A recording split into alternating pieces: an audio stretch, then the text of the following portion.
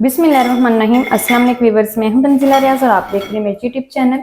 तो आज हम बनाएंगे चंद आलू और घर के आटे से बहुत ही मज़ेदार टेस्टी क्रिस्पी स्नैक्स। और आप ना इन स्नैक्स को 2 से 3 मंथ तक स्टोर करके भी रख सकते हैं।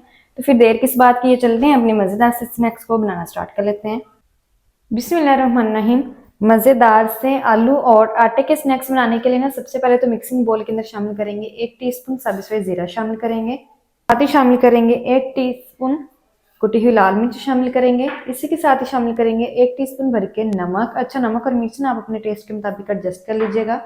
साथ ही शामिल करेंगे 1/4 टीस्पून अजवाइन। अजवाइन को ना हमने क्रश करके शामिल करना है। इस तरह से अजवाइन को क्रश करेंगे और शामिल करेंगे। चलें जी, इसी के साथ ही शामिल करेंगे 1/2 कप शामिल करेंगे पानी। चलें जी, हैंड विक्स लेंगे और हल्का सा ना इन स्पाइसेस को ना हमने मिक्स कर लेना है पानी के साथ। और कोई भी स्पाइस हमने शामिल नहीं करना है, सिंपल इन 3 से 4 बेसिक से स्पाइसेस को ही हमने पानी के साथ मिक्स कर लेना है। चलें जी, हल्का सा मिक्स करने के बाद अब हम इसके अंदर शामिल करेंगे आटा। तो 2 कप भर के हम इसके अंदर फाइन आटा शामिल करेंगे।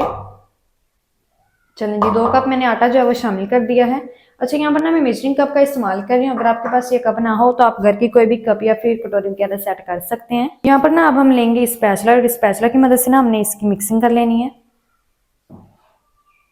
आटे को पानी के साथ अच्छी तरह से मिक्स करेंगे ताकि जो स्पाइसेस है ना वो भी आटे के अंदर अच्छी तरह से मिक्स हो जाए और पानी भी मिक्स हो जाए।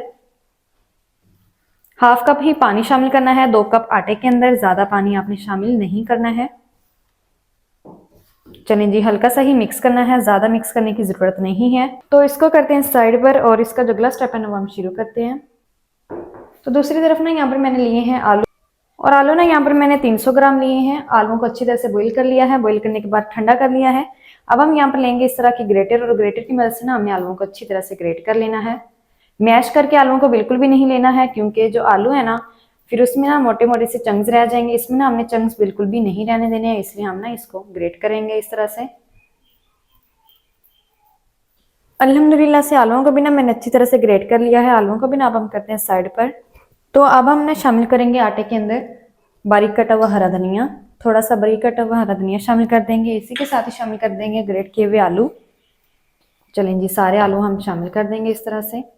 आलूओं को ना अब हमने मिक्स करना है अच्छी तरह से आटे के साथ, और हमने ना डो लगा लेनी है आटे की। पानी वगैरह और कुछ भी शामिल नहीं करना है। जो आलूओं के अंदर मॉइस्चर वगैरह होते हैं ना उसी के साथ ही अच्छी तरह से जो डो है ना वो हमारी रेडी हो जाएगी और आटा हमारा अच्छी तरह से मिक्स हो जाएगा। अल्हम्दुलिल्लाह से जो डो है ना मैंने बनाकर तैयार कर ली है आलू की और आटे की। तो इस डो को ना करते हैं साइड पर। सबसे पहले हम क्या करेंगे, कटिंग बोर्ड को ना हमने ग्रीस करना है ऑयल से। ऑयल से ना अच्छी तरह से हमने ना पहले ग्रीस कर लेना है कटिंग बोर्ड को। अच्छा, अगर आपके पास कटिंग बोर्ड ना हो तो आपने ना क्या करना है, किचन टॉप को ही हल्का सा ग्रीस कर लेना है ऑयल से। अल्हम्दुलिल्लाह से अच्छी तरह से ना मैंने कटिंग बोर्ड को पहले ग्रीस कर लिया है। ऑयल से ग्रीसिंग करने के बाद अब ये जो मिक्सचर हमने बनाया ना यहाँ से क्या करेंगे, थोड़ा सा पोर्शन इस तरह से ना हमने निकाल लेना है स्पैचुला की मदद से। इस तरह से ना हमने इस पोर्शन को निकाल लेना है और इसको ना हम रख देंगे कटिंग बोर्ड के ऊपर। इसको इस तरह से बेल लेंगे। अच्छा, बेलने से पहले आपने क्या करना है, जो बेलन है ना इसको भी ना आपने ऑयल से पहले ग्रीस कर लेना है और फिर हम ना इसको अच्छी तरह से बेल लेंगे इस तरह से। अल्हम्दुलिल्लाह से देखिए अच्छी तरह से ना मैंने मिक्सचर को बेल लिया है। बेलने के बाद ना अब हमने करनी है इसकी कटिंग। तो कटिंग ना हम चाकू की मदद से करेंगे, कोई सी भी आप इसको शेप दे सकते हैं। और चाकू को भी ना आपने पहले क्या करना है, ऑयल से ग्रीस कर लेना है और इस तरह से ना हमने इसको कट्स लगा लेने हैं पहले तो इस तरह से। इस तरह से कट्स लगाने के बाद अब ये जो एक्स्ट्रा है ना इसको भी हमने ना इस तरह से निकाल लेना है। इस तरह से कट लगाएंगे ताकि ये जो एक्स्ट्रा वाला है ना मिक्सचर ये ना साइड पर हो जाए। अच्छा, मैं ना इसके पतले पतले से जो स्ट्रिप्स है ना वो कट कर रही हूँ। आप कोई सी भी इसको शेप दे सकते हैं। इस तरह से कट कर लेंगे।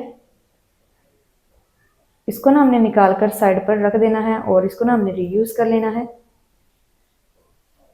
अच्छा, अब ये जो स्ट्रिप्स है ना इनको ना हमने इस तरह से उठाकर फ्राई करना है। सिंपल इस तरह से देखिए, बहुत ही आसानी से हम ना इनको उठा सकते हैं। ये देखिए इस तरह से साथ साथ हम बेलते जाएंगे मिक्सचर को और साथ साथ फ्राई करते जाएंगे। तो इसी तरह से ये सारे स्ट्रिप्स हमने बनाकर फ्राई कर लेने हैं। तो जल्दी से ना इसको करते हैं साइड पर, ऑयल को गर्म करते हैं और इनको फ्राई कैसे करना है तमाम तरीका मैं आपके साथ शेयर करती हूँ। तो इन स्ट्रिप्स को फ्राई करने के लिए ना जो कुकिंग ऑयल है ना वो मैंने मीडियम गर्म कर लिया है, और अब हम ना इसके अंदर अपने जो स्ट्रिप्स है ना इस तरह से एक एक करके उठाकर शामिल करते जाएंगे। अच्छा, फ्लेम को ना अभी तक मैंने जो है वो लो रखा हुआ है। जब सारी स्ट्रिप्स को शामिल कर दूंगी ना फिर मैं फ्लेम को मीडियम कर दूंगी। इस तरह से वन बाय वन हम इसके अंदर शामिल करते जाएंगे। एक टाइम में जितने आ जाएंगे ना उतने ही शामिल करेंगे। फ्लेम को ना हमने हाई इसलिए नहीं रखना है क्योंकि अगर हम इसको एकदम से ही फ्लेम को हाई रखेंगे ना तो ये जो स्ट्रिप्स है ना हाफ फ्राई हो जाएंगे और हाफ जो है वो कच्चे से रह जाएंगे। इसलिए ना हम पहले स्ट्रिप्स शामिल करेंगे, फिर हम फ्लेम को मीडियम करेंगे। इस तरह से शामिल कर देंगे।